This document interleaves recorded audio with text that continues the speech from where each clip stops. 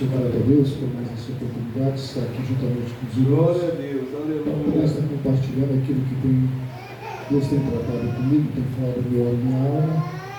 Eu quero convidar você a ler comigo livro do profeta Jonas. E se tratando de um culto de missões, é bem propício, tanto o livro quanto o profeta. Glória a Deus.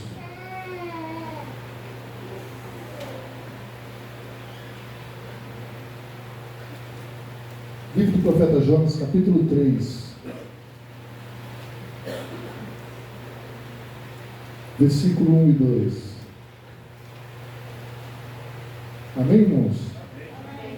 E veio a palavra do Senhor segunda vez a Jonas, dizendo: levanta-te e vai à grande cidade de Nínive e prega contra ela a pregação que eu te disse.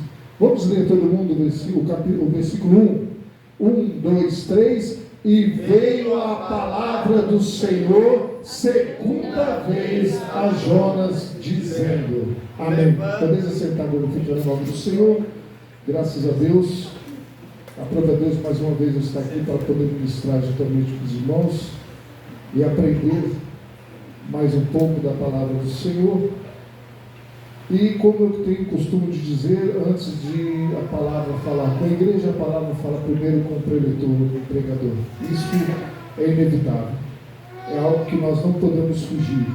Eu não posso entregar para os irmãos aquilo que eu já não provei. Eu não posso entregar para a igreja aquilo que não tenha surtido um efeito na minha vida.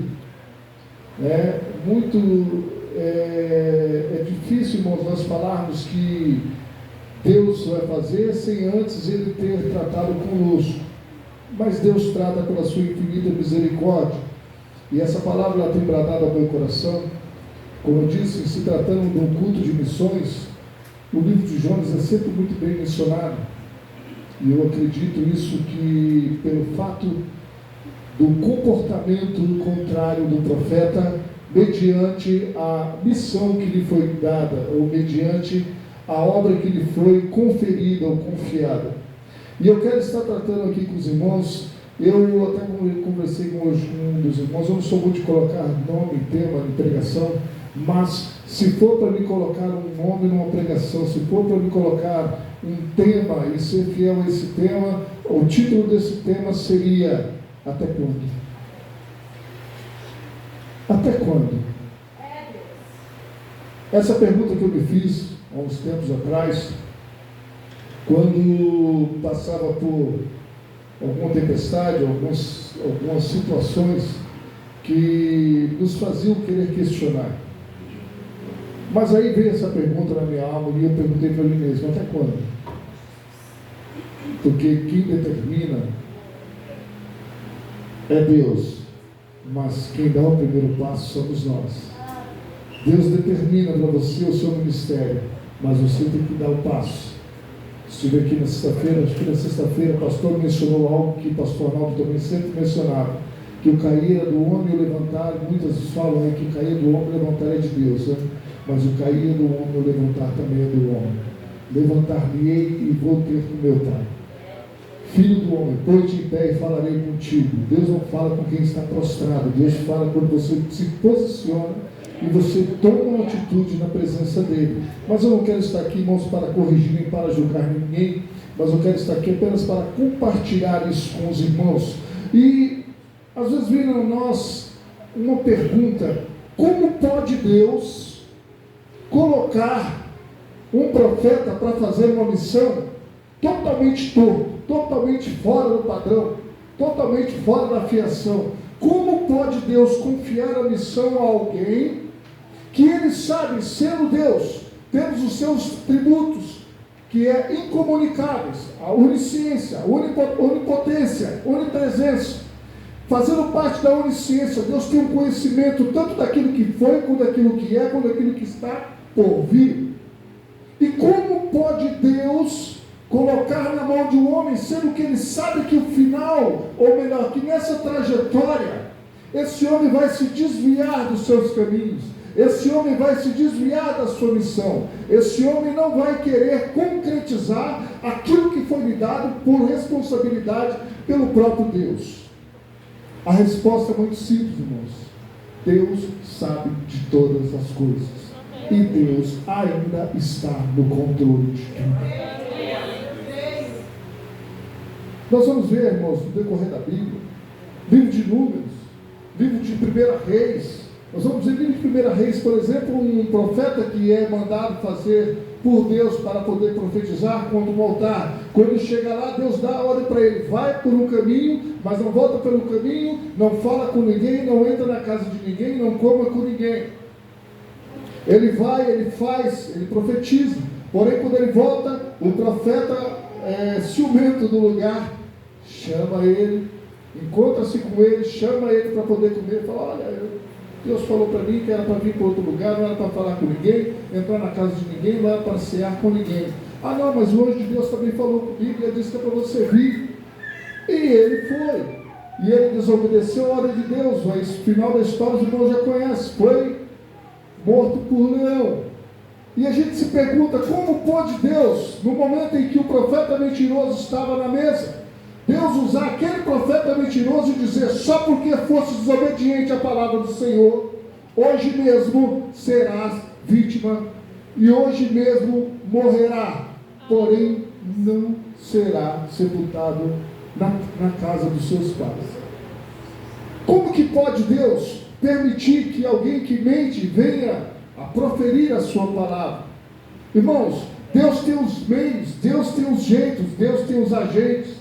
E nós precisamos entender que estamos aqui para ser usados por Deus.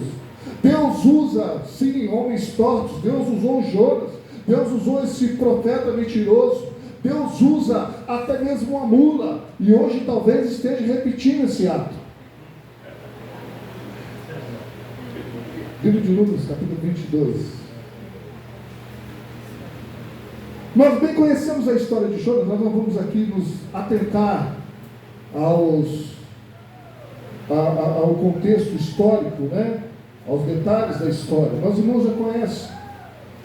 Vivendo esse um cenário, em quase 3.000 anos esse povo, ele vive, e ele presencia muitos reinos se levantando, e ele presencia dentro desses 3.000 anos uma nação que é conhecida como uma das mais sanguinárias, uma nação que é conhecida como as mais violentas, uma nação que tira a pele das suas vítimas e pregou-a elas sobre o muro da cidade como um aviso, para que todos entendam que aquela cidade era uma cidade de homens sanguinários.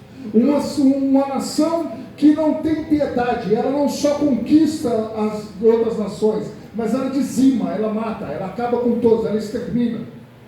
Uma nação que arrancava a cabeça, decapitava as suas vítimas e empilhava, fazia montes, e ali fatiava fogo. Uma nação cujos filhos eram sacrificados a deuses pagãos. A nação da Síria, uma das nações mais violentas. E é dentro desse contexto, dentro desse cenário, que Deus chama a Jonas e diz: Jonas, levanta-te. Eu quero chamar bem a tua atenção para isso. Levanta-te e vai para mim. E prega a minha palavra. Diga para eles que para eles vai ter juízo. Para eles vai ter recompensa. Para eles vai ter consequência. É hora da colheita de tudo aquilo que eles plantaram. Porém, nós já conhecemos a história e sabemos que Jonas, ele desce a Jope, e ali ele pega um navio e vai para o lado oposto. Ele vai para Tarso. Porém, no caminho, Deus envia ali uma tempestade que começa a fazer com que aquele barco, aquele navio, aquela embarcação, ela é açoitada de um lado ao outro. E ali começaram a entrar em desespero, porque as coisas estavam indo de mal a pior.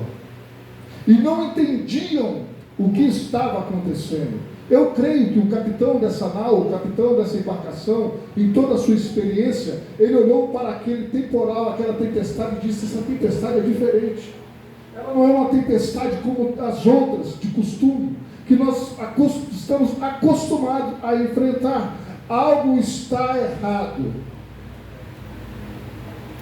E nós vemos que nesse momento eles começam a jogar fora todas as fazendas, eles começam a jogar fora tudo aquilo que eles têm de provisão, e começam a dispensar para que o anal venha estar mais leve e não venha naufragar.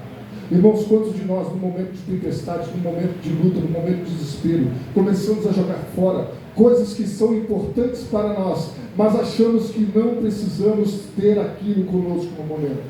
Quantas vezes, irmãos, é muito fácil, quando nós estamos contrariados numa situação, em qualquer campo que seja, viu? Nós queremos nos desfazer daquilo, porque temos na nossa concepção de que aquilo vai se tornar um fardo pesado demais para se carregar, e de repente, quando nós lançamos ao mar, o barco vai ficar mais leve.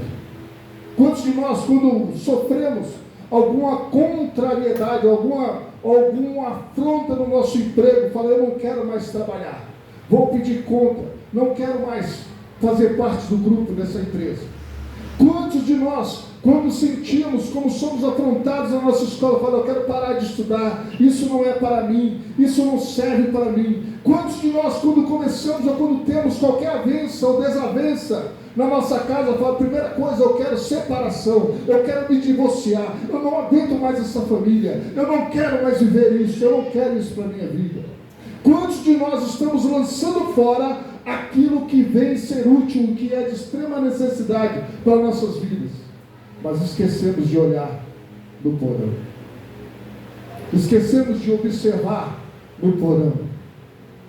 Porque aquilo, meu irmão, que faz com que você viva toda essa tempestade, toda essa turbulência, nunca, muito dificilmente está exposto. Na grande maioria das vezes ele está escondido, ele está inserido no porão.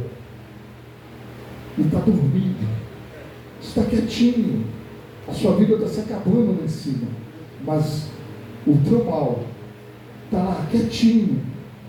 E é isso que Deus chama a atenção para nós nessa noite, que nós precisamos estar atentos ao que realmente tem feito, tem causado essa tempestade, toda essa turbulência na nossa vida.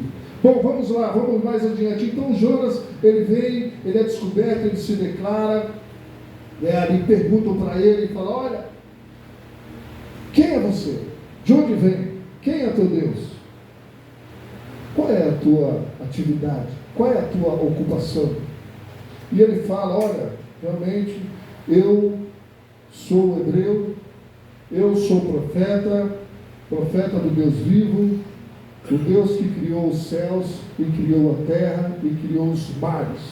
E é interessante que Jonas quer fugir pelo mar, ou seja, ele sabe que Deus criou o mar e quer usar o mar para fugir de quem? Não é da missão, irmãos. Jonas não está fugindo apenas da sua missão, Jonas está fugindo da presença de Deus. E o grande mal dos profetas, que às vezes querem deixar de fazer a obra, de fazer aquilo que foi colocado às suas mãos, é justamente isso. Eu falo por experiência própria, não estou aqui julgando sem conhecimento de causa. É que não quer se afastar apenas da missão, quer se afastar da face de Deus. Como se Deus fosse o culpado de tudo que acontece em sua vida. Como se Deus fosse o culpado de todas as contrariedades da sua vida. Nós vamos ver que Jonas, então, é lançado ao mar. E uma vez no mar, a Bíblia vai dizer que Deus manda um grande peixe, engole Jonas. E é aqui que nós queremos estar, chamando a sua atenção. Nós não vamos ser cansativos para os irmãos, prometo, que quando Jonas está na barriga daquele peixe, a Bíblia fala que Jonas ali começa a orar. E orou Jonas ao Senhor, seu Deus, das entranhas do peixe, e disse: na minha angústia clamei ao Senhor, e ele me respondeu, do ventre do inferno gritei, e tu me ouviste, e tu ouviste a minha voz, porque tu me lançaste no profundo, no coração dos mares, e a corrente me cercou, todas as tuas ondas e as tuas vagas têm passado por cima de mim. Eu disse: lançado estou de diante dos teus olhos, todavia tornarei a ver o templo da tua santidade.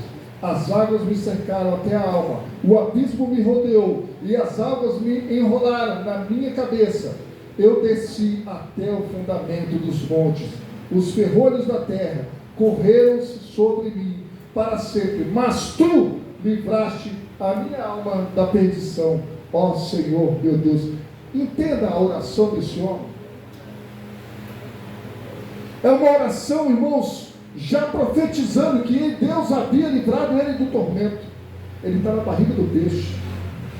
O que Deus está falando para mim e para você nessa noite, meu irmão, e principalmente para mim: não espere sair da barriga do peixe, comece a clamar a Deus onde você está agora. Não espere a situação melhorar, porque ela não vai melhorar se você não começar a clamar a Deus.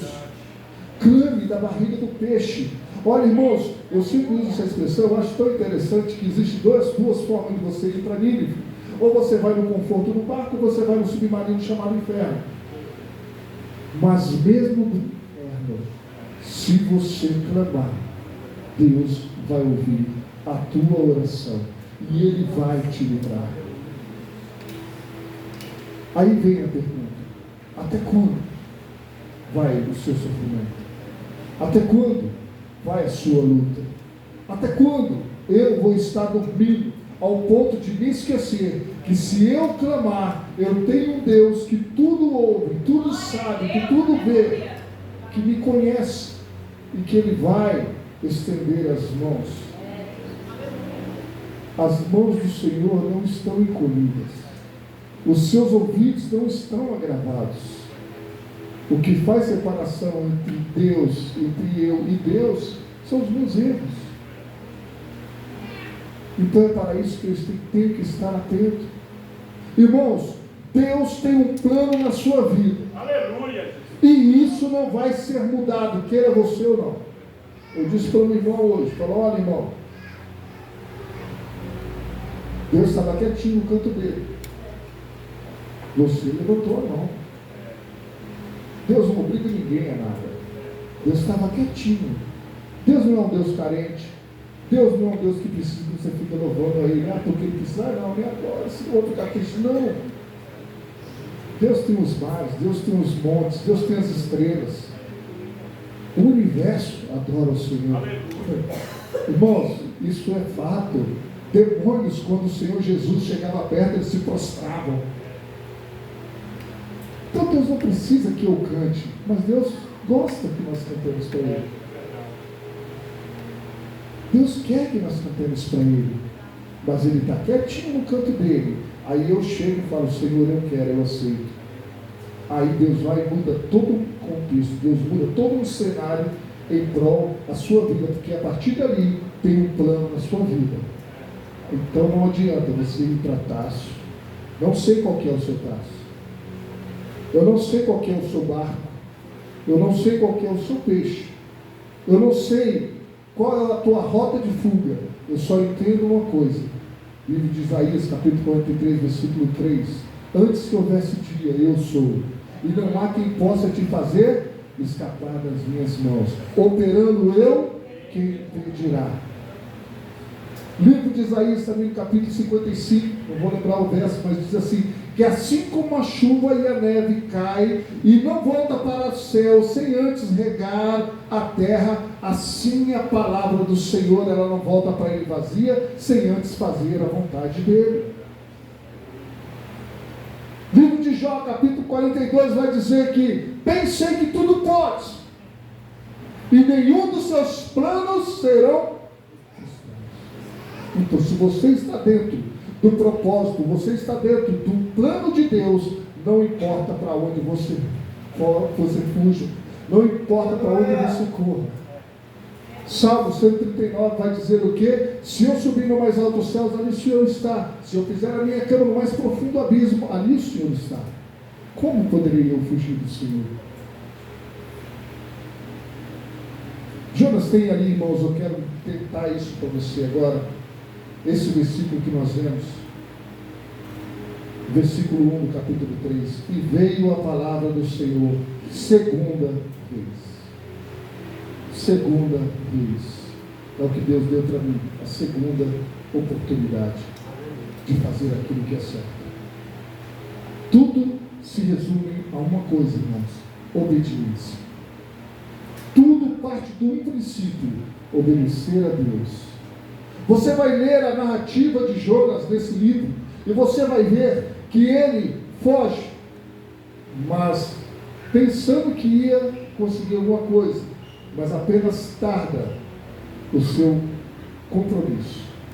Mas faz. Livro de Atos, seu capítulo 10, se não me falha a memória, nós vamos ver uma outra história, um contraste com tudo isso. Pedro, ele recebe uma visão, e ele vê um lençol com os animais imundos, considerados para eles como imundos.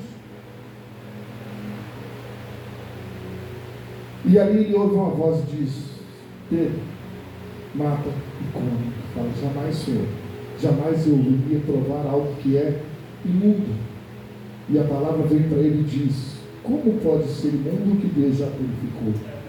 Ali, irmãos, era algo que, uma visão que estava sendo dada por Deus para Pedro, porque Pedro teria que ir até a casa de Cornélio para poder pregar, falar de Deus para Cornélio. Só que um detalhe: Cornélio era gentil, e o povo judeu, ele sempre teve para eles que o evangelho, que Jesus Cristo veio somente para eles. Mas ali Deus estava mandando Pedro ir, e ele fala: olha, não resista, antes obedeça. E Pedro fez o quê? Obedeceu. Irmãos, quantos de nós, em se tratando de um culto de missões, quantos de nós, isso é bem normal, bem natural de nós seres humanos, gostamos de julgar, de nos colocar nas cadeiras do juiz e nos rotular como santos demais, como perfeitos demais, e queremos julgar para quem nós vamos pregar. O que Jonas fez, ele não fugiu por medo. Muita gente prega que Jonas teve medo dos ninivianos. Não foi dos ninivianitas. Ele não teve medo. Jonas não queria que Deus perdoasse os ninivitas. Jonas não queria que Deus salvasse aquele povo. Jonas não queria que a misericórdia de Deus alcançasse ele. Tanto que no capítulo 3 você vai ver aqui, que ele vai, ele prega, e depois ele sobe num pico, e dali ele fica olhando, observando, porque ele espera que o juízo de Deus caia sobre aquele lugar. Só que o rei de Nínive, ele se arrependeu, e ele convocou todos os homens, mulheres, crianças e até animais a jejuarem, a se humilharem, para receber o perdão de Deus. E a misericórdia de Deus alcançou aquele povo. E Jonas se irritou com isso. Ah, Senhor, está vendo só? Por isso que eu não queria vir, porque eu sei que o Senhor é um Deus misericordioso, paciente, bondoso, e iria ministrar o perdão sobre a vida desse povo.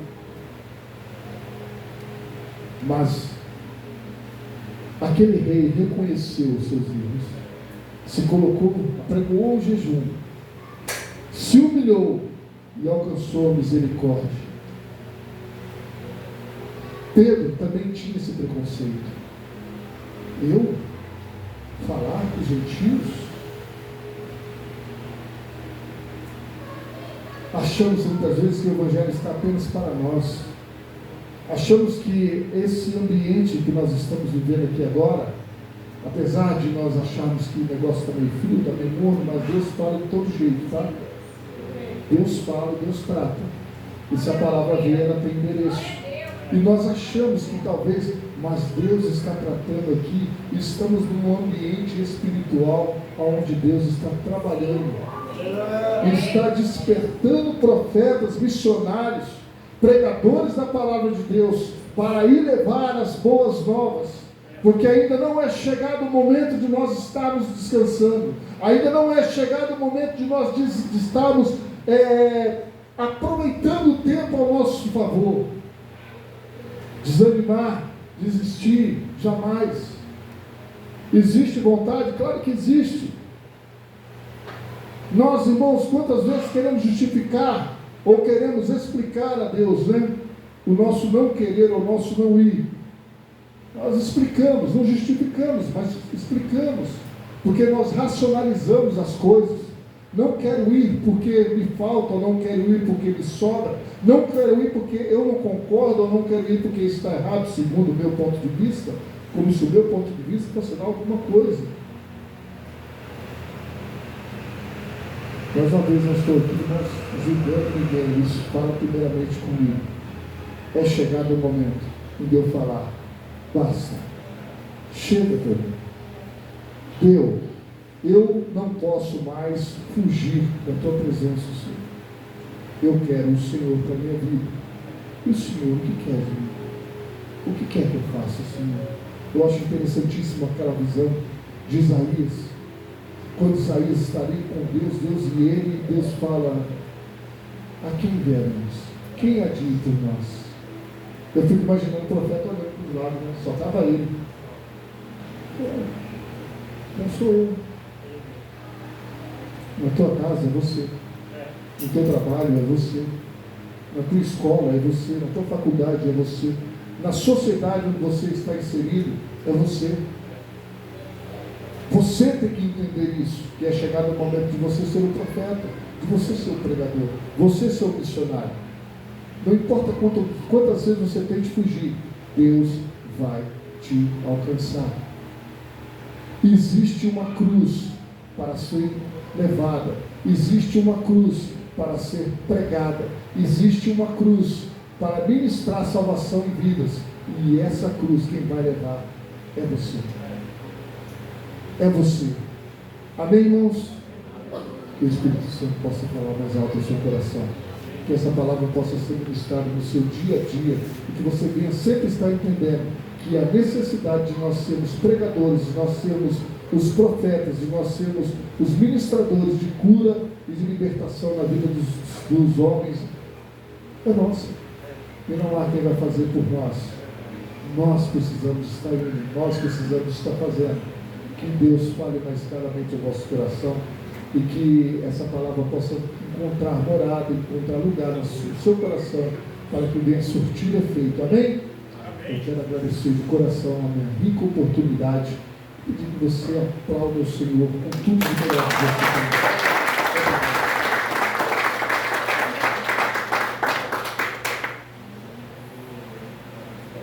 Eu queria agradecer a Deus, né?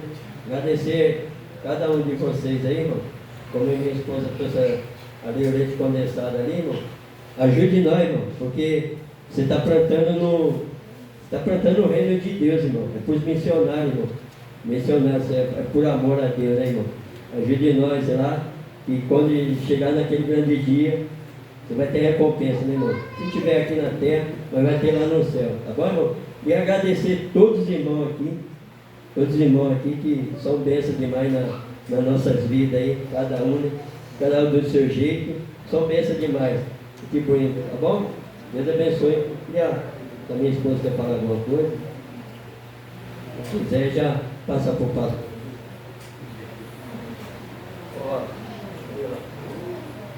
Glória a Deus.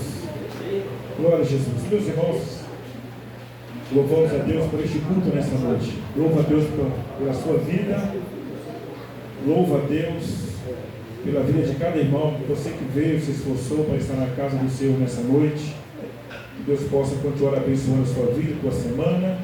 Deus abençoe a nossa irmã Almira, nosso irmão Zé Carlos, que está na liderança deste trabalho, missões tão importante. Deus abençoe o nosso irmão Robson por essa palavra tão abençoada nessa noite, que trouxe aos nossos corações, nós possamos entender que Deus confiou a cada um de nós uma missão, um chamado.